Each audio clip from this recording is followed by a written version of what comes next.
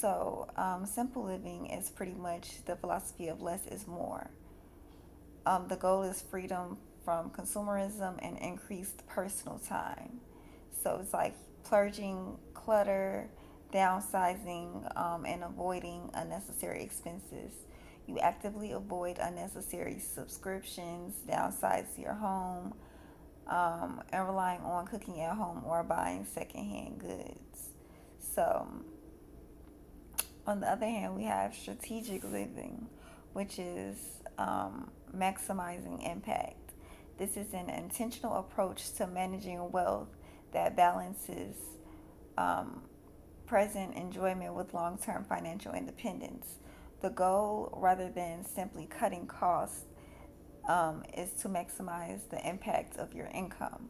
Strategic living involves allocating resources such as setting a finish line on living expenses and strategically investing or donating the rest to achieve specific objectives. So, this often involves strategic splurging, identifying high value spending areas while rigorously saving and investing the rest.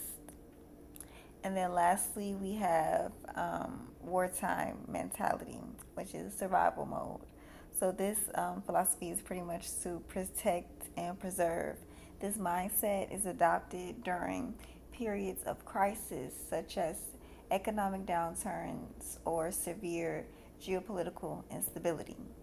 The goal is um, survival during crisis and the absolute preservation of capital.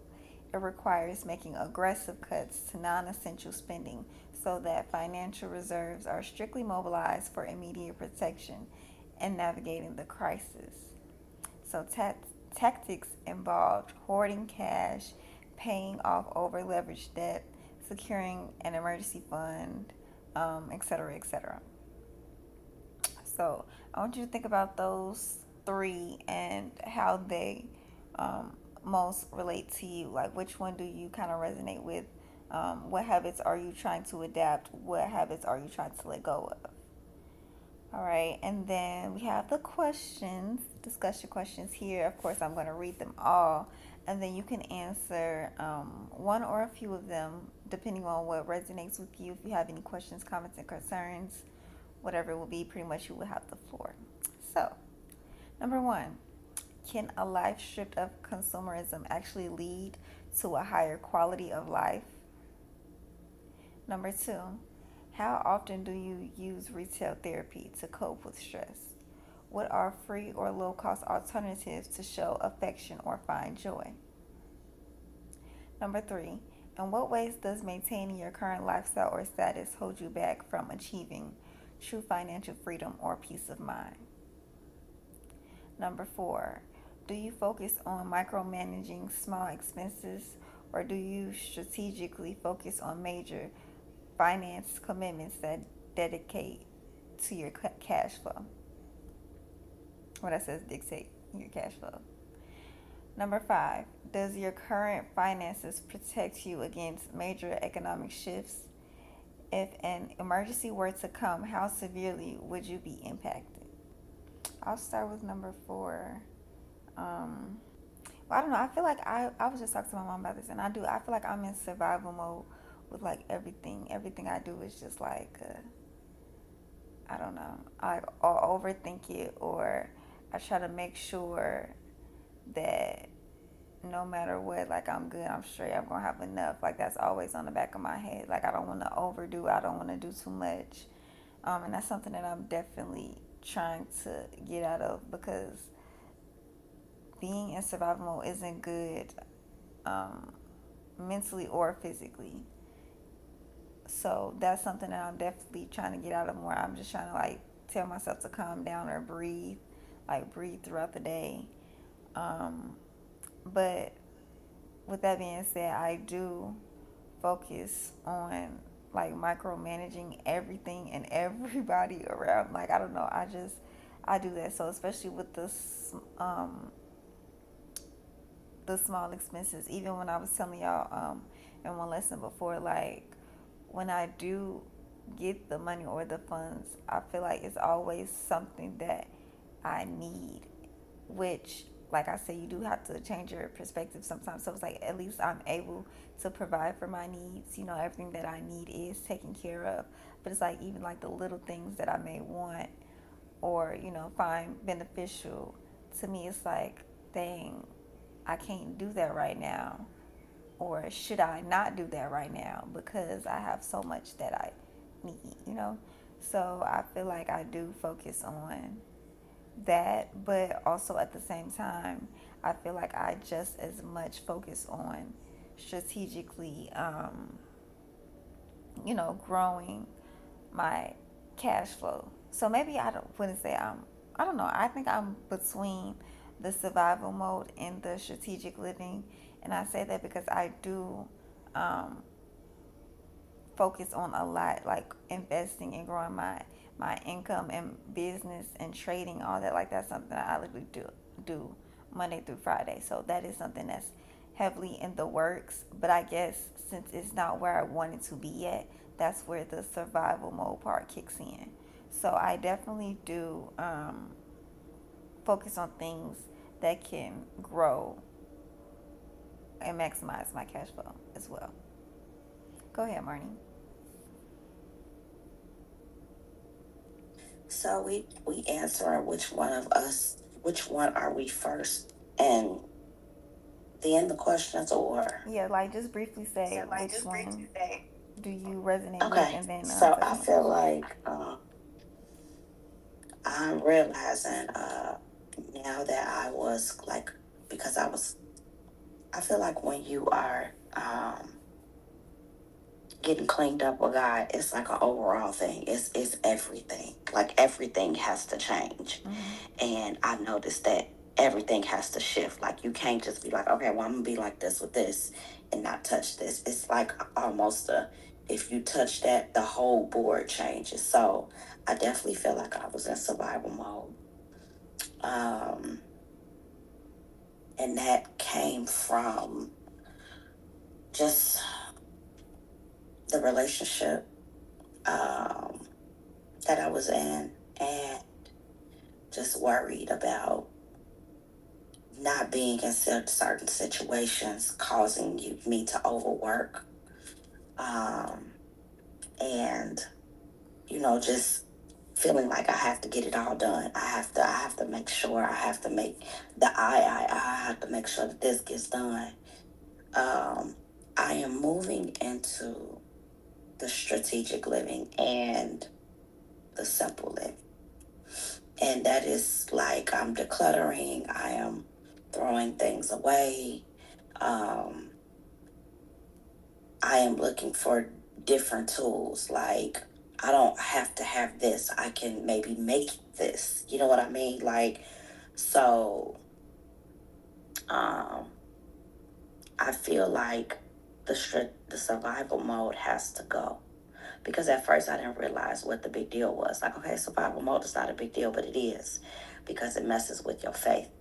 Because you're in survival mode, that means you don't trust nobody but you. That's a problem.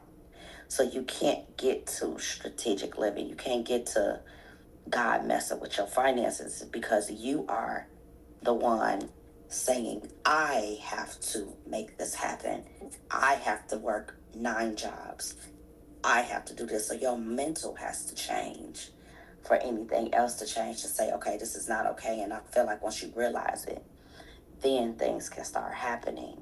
Um, I feel like yes to number one. Um, Stripping yourself of consumerism, absolutely, it can lead to a higher quality of life, because now when you think about the stuff that we be having a fit over and what the stuff really is, I was watching lately, I think it's called it's about plastics. It's on new Netflix. Yeah, I dropped And that when in you the think, Telegram. huh, I said I dropped that in the Telegram. I was telling everybody to watch it. it's very disturbing.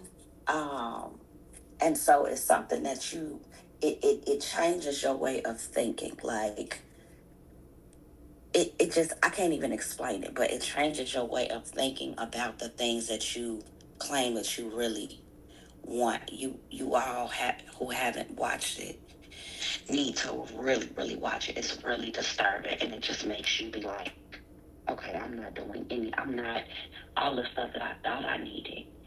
I definitely don't need if it costs this. You know what I mean? Mm-hmm. Uh, I feel like number four, do you focus on micromanaging small expenses? Um, I think because I was in survival mode, I will say that I didn't take the risk. Like for me, everybody, I guess we all know that whisper from God. And so I know it was certain things that I should have did, but I was afraid to do it because I'm like, no, that's not being responsible. You have to hold on to it. But the truth of the matter is, you're gonna spend it. You're gonna either spend it and mess it up, or you're gonna spend it and make something of it. But it's coming up off of you and out that account, guaranteed. Like I've done that already. I've held on to stuff, and for a rainy day, and guess what? A rainy day came, and I had to use it. And then what happened? It was nothing else. So I would say that the whole micromanaging of, I mean, I do things, but I'm counting for each thing. If I write something down and say, okay, you have to spend this and this and this for the business, when it comes, then you're scared to spend it. It's Mm-hmm. like you can't do that. You have to trust the process. Like you can't be used to a greater purpose. Mm-hmm. He can't give you more because it's kind of like you won't part with this. You're not trusting the process. You feel like I have to hold on to this, and there's no such thing as holding on to anything because it will eventually get used. Um, I think 3 and 4 is kind of like the same. In what ways does maintaining your current lifestyle or status hold you back? Um, and that's taking, I think for me, it's taking more godly risk. Like if God says, make this move, make this move, make this move, do exactly that with no questions asked. Don't be like, are you sure? Like, wait a minute, did I hear him? Or is that my inner self because I really want to do it? No, you heard him and you need to do it. Because back again, money is a tool. It's not meant to just sit. It's meant to use as a tool to create and enhance a greater situation. And that greater situation is not just about you. So you can't be afraid because of situations. You have to understand that when you are asking for increase and enhancement and for God to use you in a certain type of way, this is what's going to start to happen. But if you're not willing to move strategically or move when he tells you to move, then he can't really use you. And that's just the honest part of that. The retail therapy for me, yes, I used to be emotional. So I would go but I would stock up. I would be like, oh, I need to get like 200 things of toilet paper. I need to get 100 toothpaste tubes. And although it's like, okay, buying in bulk could be a thing, but it's it was a difference with the bulk buying. It was a different, I can't really explain it. It's only I know the feeling because I was the one going through that. And even just being afraid if you get down the two toothpaste or three toothpaste, like it's not gonna be the end of the world, I would freak out and lose it. Like we're That's below the survival balance. We're the mode. below. We have to go, and I would just get to no because if something happens, we need at least 200 of this and 200 of that. That's something else, and that is still dependent on God. Um, yeah, I Yeah. would say I guess that's about it. I do feel like number five, I can't stress it enough. Listening to God, I'm making sure your flesh is not included in anything because you can miss certain things. So the economic shifts and things of that sort, we have to be on point, and I'm seeing that more and more and more. Like, and I'm not gonna say I was relaxed, but I feel like with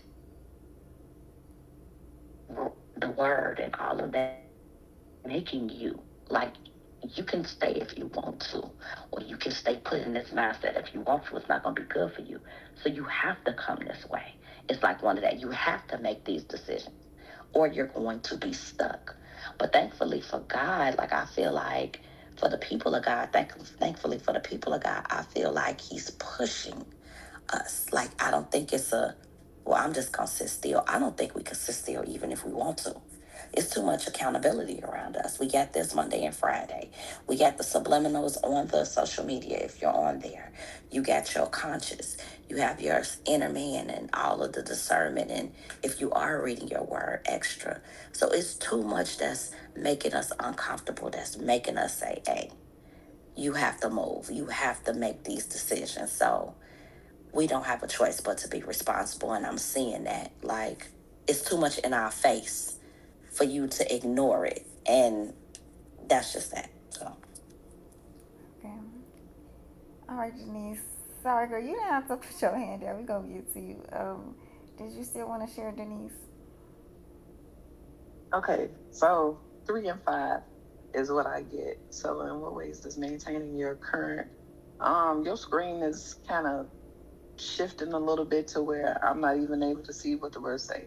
Okay, but it says in what ways does maintaining your current lifestyle or status hold you back from Did you press the big let's button let to zoom in? which button?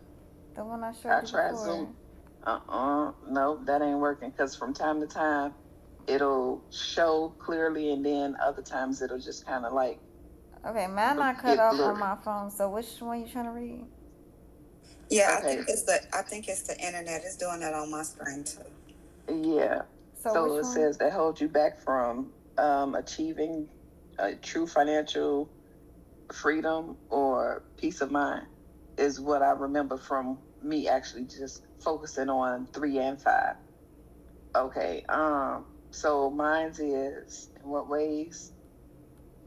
What's holding me back is the fact is I feel like I'm living above my means.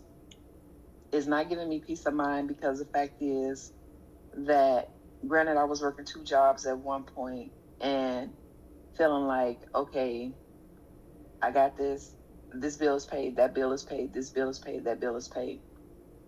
The peace of mind that I get behind it, which really isn't peace of mind, is that once that bill is paid or those bills are caught up, then I feel like I'm okay, but not realizing that, okay, next month I'm gonna have to do this all over again to make sure that these bills is paid. So that's where I'm not getting my peace of mind from. And does my current financial, sorry, does your current finances protect you against major economic shifts? And if an emergency were to occur, how severely would you be impacted? Okay, so no, mine doesn't, because again, I'm living above my means. I feel like if I wasn't, if I didn't have the expenses that I currently have now, that yes, I'm impacted due to the fact of the matter is the money that I make, I feel is enough for me to pay my bills. And if an emergency were to occur, how severely would I be impacted? I wouldn't have no other choice but to depend on God, ask God for a blessing, and that's usually Mm-hmm. how I feel like I get by because I know that what I'm doing is not enough. I feel financially like I need to be doing something else, and so I still find myself where okay, I can get certain bills paid with my wages that I make from work, but I still need to do something on the side just so that I can make sure that everything is taken care of.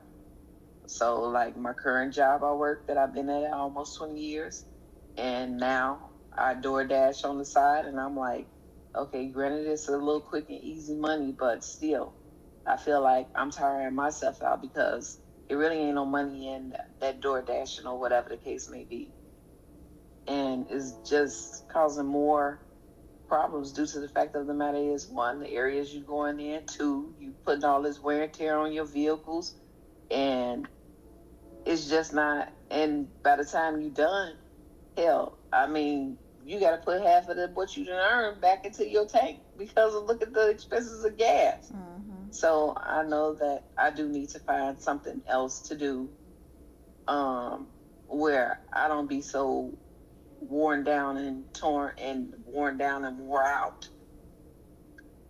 And that's what I got. Yeah.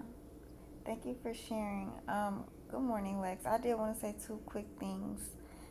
One, like something about what Martin was saying with the wartime mentality or survival mode. Like when you are in survival mode, you're not placing your hope in God. You don't have the faith that He was able to get you out of the situation. I don't know if I put it on a previous slide or a slide coming up, but it was something like even though I think it was the debt one. Like you get yourself in these situations, and then you do rely on God to kind of be your genie, and that's a problem.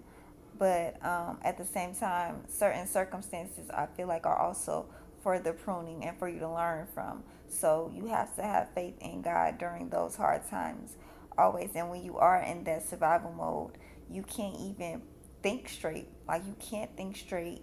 Um, and like she was saying, you think it's all on you. I have to figure this out. I have to do this. And most of the time, when you think I, that's what got you in that position in the first place. So that's why you're not really going to move forward the way that you want if you're not fully, you know, tuning in with God, trusting the process, and having that faith as well while doing the works that He told you to do, being obedient, like she said, um, you know, to get yourself out of that situation.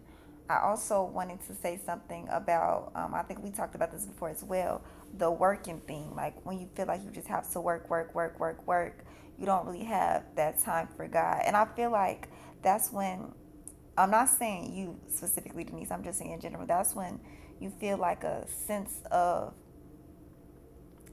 um, I don't know if purposelessness is a word, but you feel like you don't have purpose because all you know is work, work, work, take care of the kids, feed them, feed yourself, go back to work. Like that type of routine is just putting people in a box. I feel like, and inside that box, you can't breathe. Like you don't have time for yourself. You don't have time for God, and that's ultimately why you feel like you don't have a purpose because you're not able to fully connect with God and be live out your purpose because your mind is so consumed, your day is so consumed with like the fast paced everyday life of going to work, doing this, and it feels exhausting. And then when you do that, it's so crazy. You spent all that time in working, you can't even, dang, I just lost my whole train of thought. You still can't even provide your basic needs. I was just talking to somebody else about this. They work they work daily, long hours, um, you know, decent wage, but still they made a comment of I'm still struggling. I'm like, how you still struggling? But then again, I remember when I was working a job, that's how it was. Everybody was like, how you what you mean you have a job? But it was like I have a job, but like I was saying, you have needs, you have things you have to pay, bills, and then when you turn around, you literally have nothing left. That's so crazy to me. So that's the whole thing in itself. It's like, why would you even want to spend all your time doing something or to have nothing to show for it? Mom, I seen you had your hand raised. Did you still want to share?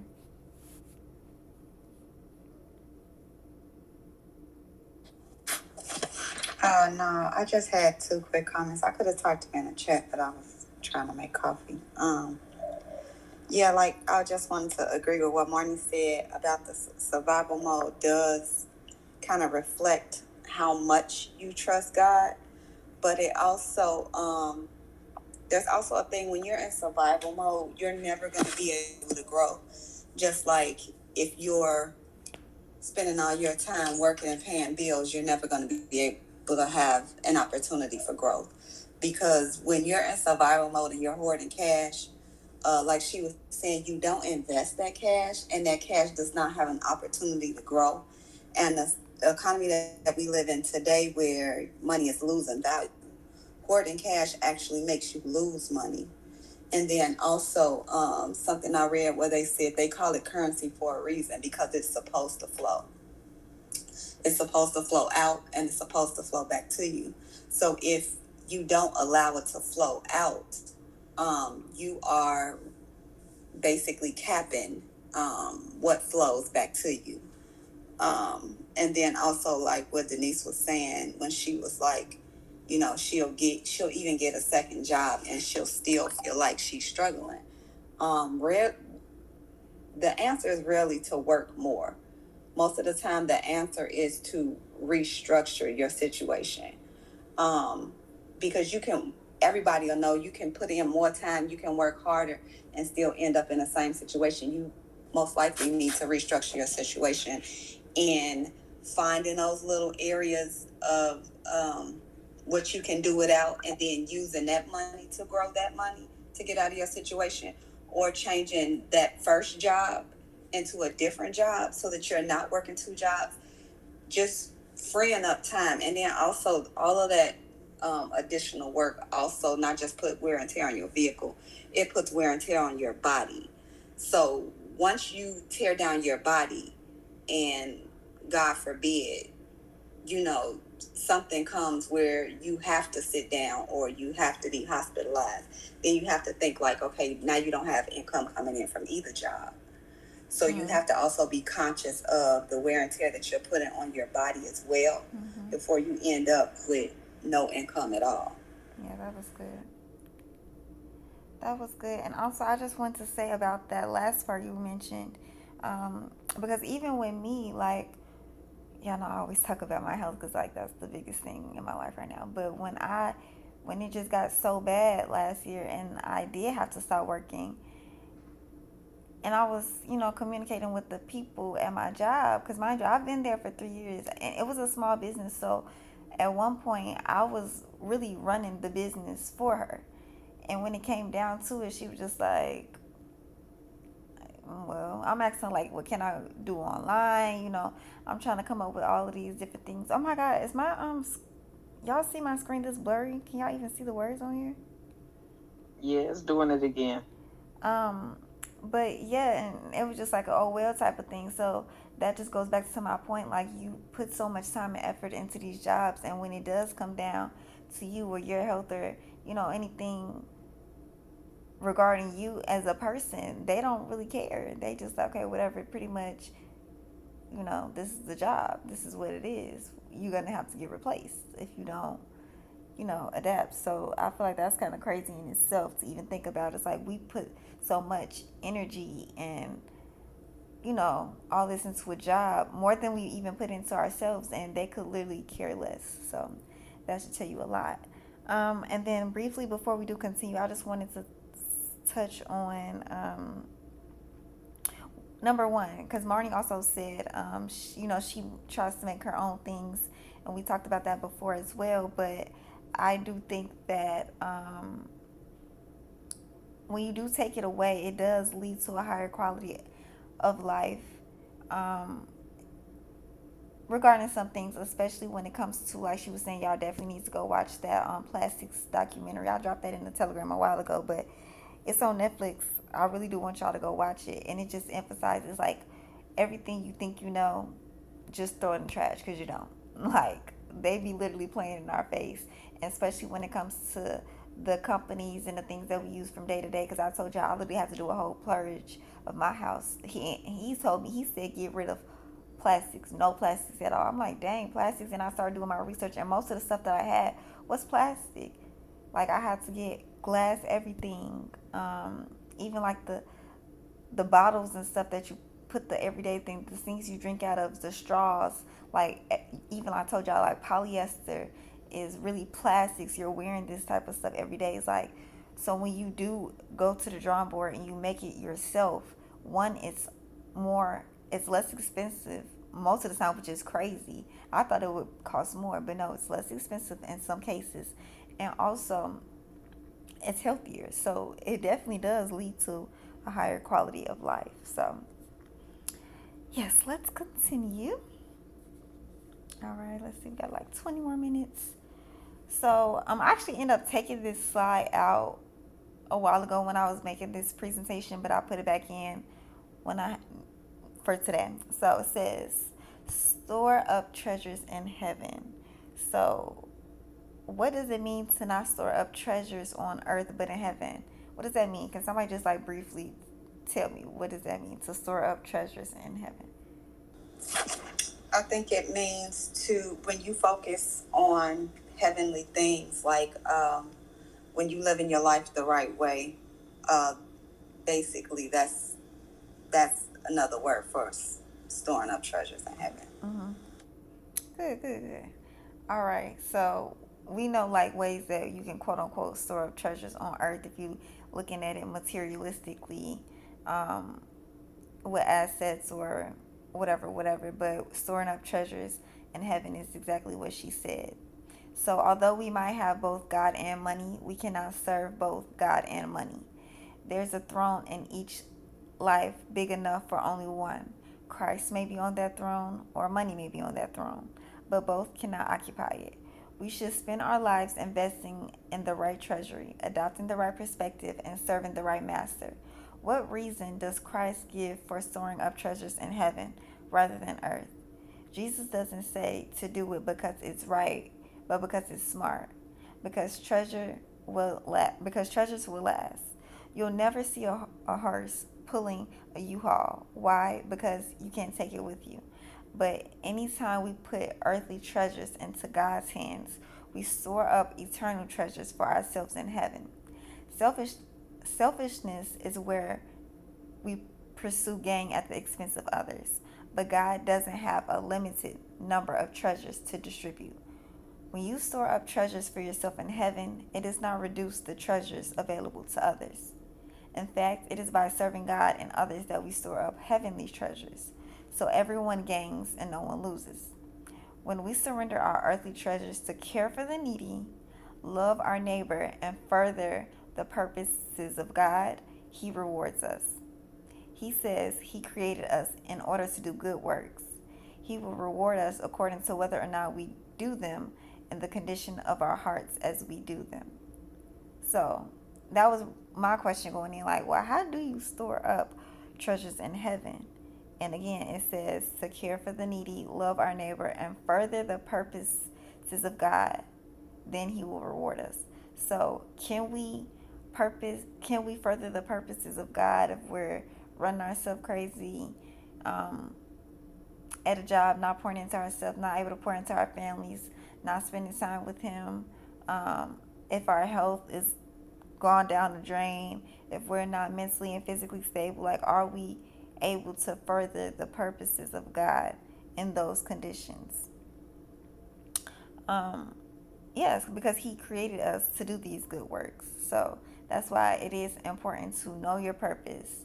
Um, and by knowing your purpose, you have to connect with God to know your purpose. I mean, so another question. So, what does this mean to you? He is no fool who gives what he cannot keep to gain what he cannot lose. What does this mean, guys? I'm going to read it again. He is no fool who gives what he cannot keep to gain what he cannot lose. I answered. I think that means, like, it makes me think of, like, when it comes to money and, like it was saying, hoarding money. It's not yours in the first place, and you can't take it with you. So when you're given something that's not yours in the first place to gain the favor of God. Mm. Yeah. Yeah, that was good. I like that last part, to gain the favor of God. Go ahead, Marnie.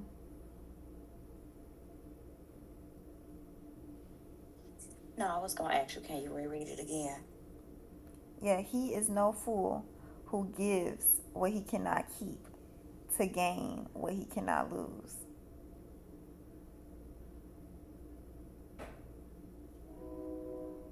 So I guess what I'm getting from it is, I don't know if I'm misinterpreting, but he is no fool to give something that I know I used to be guilty of that. I used to give things that I knew I wasn't supposed to, just to help somebody. Um, and in the Bible, it does say you're not supposed to do that. Like, if you can't give it without it, um, I forget the passage or whatever the case is. It's something about when you give, if you're giving from something that you don't really have. So I guess that's what I was perceiving from this, like, giving something that you don't really have. And I don't know if I'm perceiving that right. No, that definitely is a good point. But in this one, I feel like my mom, she kind of hit it on the head with it. Like you're giving something that you can't keep. You can't take it with you when you do pass away, and it really isn't yours if we're this, God's steward. So you're giving to gain more. So whatever your physical thing or you know that you're giving in the moment, that your reward is going to be higher. So she brought up God's favor. So you're giving something in order to receive God's favor or whatever blessings He has for you. And I feel like that was really good because I did want to emphasize. It says to gain what He cannot lose, and I was like, that is really good. And she said God's favor, and I was like, oh yes, definitely. Go ahead, Mom. Real quick, and it also says when you tithe, um, when you give in tithings, God can return that tenfold, sometimes 100-fold. So that made me think of that tithing too. Well, I'm glad you said that because that leads us into our last slide. So, tithing. Of course, like any good practice, tithing can be misunderstood and abused, but God intended it to give perspective when properly practiced. It reminded His people that everything comes from Him. Whatever amount we choose to give should not be like a tip tossed mindlessly on a table after a meal. It should be a meaningful expression of our dependence upon God and gratitude to Him. So I feel like heart posture is also really important, if not the most important, when it comes to tithing. And me and my mom, we were talking to Denise this weekend, and she had brought up a good question. So I did ask her if she felt comfortable sharing it in Bible study today, and she was just pretty much talking about tithing. So Denise, do you briefly want to just like ask your question, just to hear like other people's thoughts about it as Yes, well? Go that's ahead. fine. Okay, so my question is, when you tithe, so I was with a church organization where I was tithing every Sunday, even on Wednesdays or whatever the case may be. And so what happened was I ended up in a financial bind. And when I asked the church for help, the co-pastor said, "Oh, we don't do that here." And she pretty much told me that I needed to ask around to other people because the church organization doesn't do that. And so when I told my sister about it, she was like, how do you talk to a church that can't even help you? But then this church also goes and says at the same time, "Oh, we need to keep the lights on here in this church and everything." And he's even mentioned like, you know, uh, one of these days, you all need to, tithe your check. And I'm like, yeah, no, that ain't gonna work. But I was just wondering, when you tithe, like say for instance, me being at that church, do you tithe what, like, okay, should I do this or should I not do this? How much I tithe, or you know, what are your thoughts on it? How do you feel? Yeah.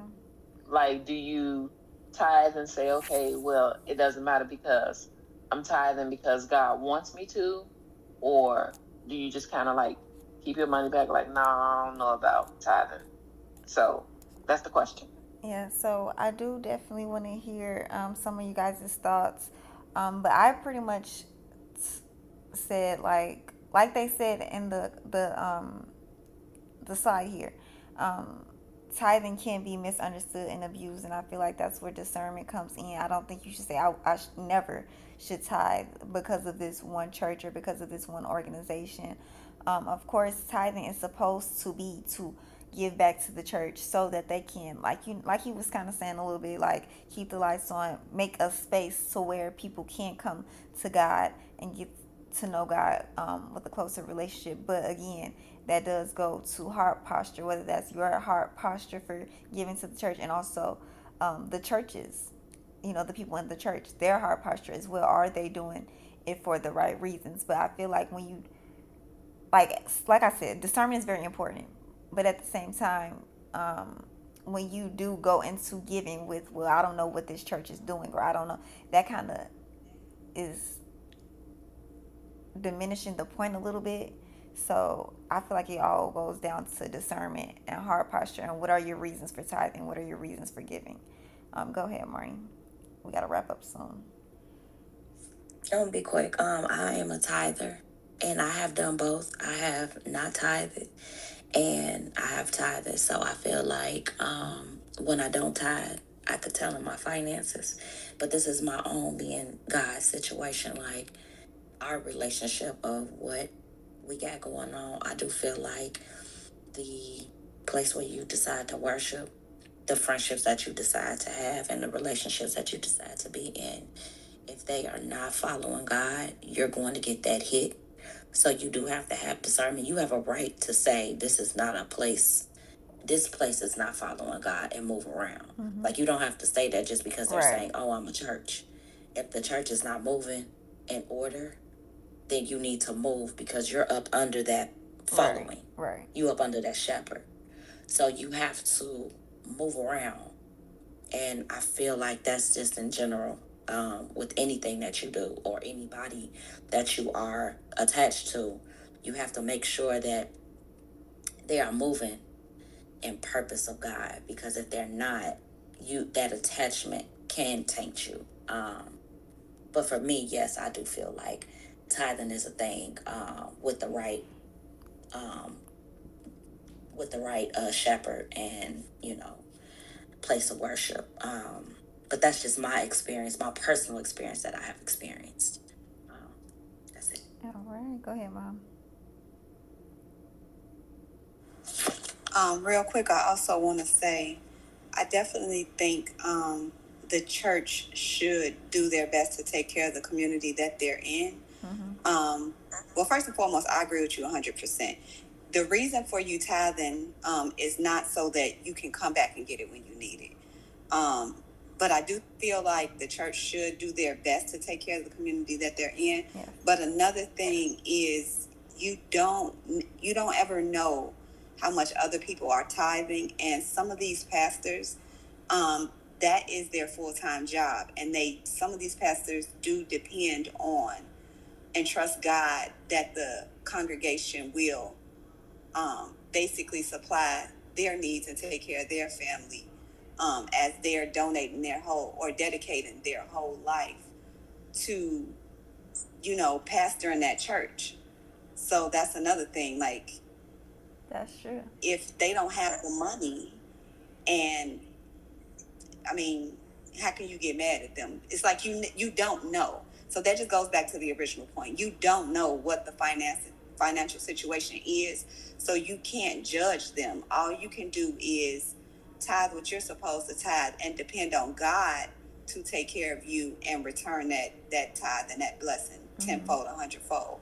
Not necessarily tithe and then think that the pastor is the one that's supposed to return it. God is going to return it. Yeah.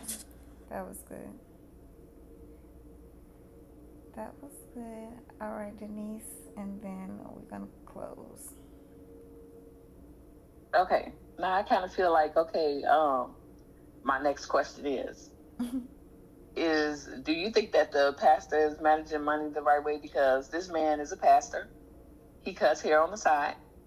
And he is, I want to say, a security officer or something for the school. Too much into his life, though. I think you get too much into his life and his finances. The point was, and I'm sorry to cut you off, but I know that I just wanted to make sure you got an answer so that maybe you get some more insight on how to move forward. You are dissecting this man's life and his personal life and his life outside of the church. You are giving so that God can bless you, not so that he can bless you. Yeah, that was good. Because like she said, like we don't know. So even if you did put in all the factors, and I think you was gonna say he got like other streams of income on the side, but then that can also, even if he wasn't managing money the correct way, we don't know. But that's something that he has to work on, and he has to take that up with God, because the reason we all are talking about this now is because each of us fall short in some areas of managing money. You know what I mean? So it's like, even if he is doing something, we can't judge him. What was that scripture that say, I can't judge you for a speck in your eye, I got a log in my eye? So it's like, you never know. So the only thing you could do is, like Marty was saying, is just to really pray on the situation, ask God to sharpen your discernment, and then if you choose to stay, then that's fine. If you choose to go, just make sure that you're going in with the right intentions and the proper heart posture. So it's all trial and error at the end of the day. And ask God where you should be, where your church home should be. Ask God to give you the discernment to see where you belong. Right. Because, that might not be the place for you. And that may not have anything to do with the tithing situation.